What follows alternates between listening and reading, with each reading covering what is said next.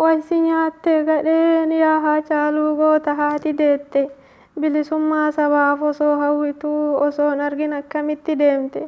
Way goota koo du'a kee amanuu hin dandeenye. Oromoo ija jaamsan akka arguu hin dandeenye. Ati duutee silaa amma waa hin deebitu. Osoo Oromoo argitee akka garaan siif gubatu. Ati godaantus seenaan kee ni jira. Nagaatti illee hin jenne Haacaaluu ilma firaa. Way si nyaatte kaa gadheen garaa keenya gubdee. Goota onnee sibiilaa Oromoon hacee dhabdee. Way maaltu nuuf malaa goota Haacaaluu dhabne. Seenaan sin dagatu onnee irratti qabne.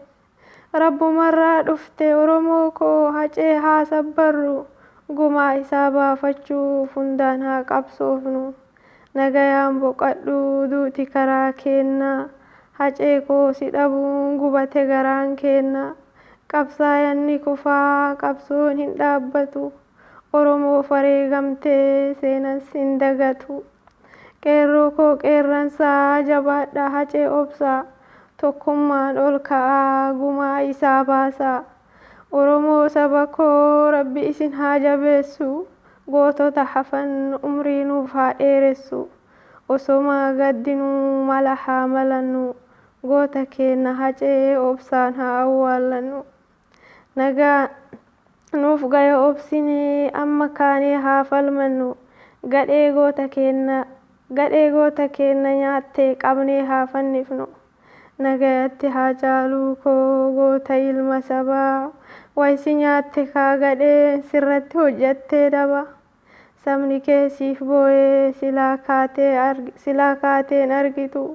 Sagaleen kee bareedduun sun kuttee wa'aman deebitu. Garaa nu guban.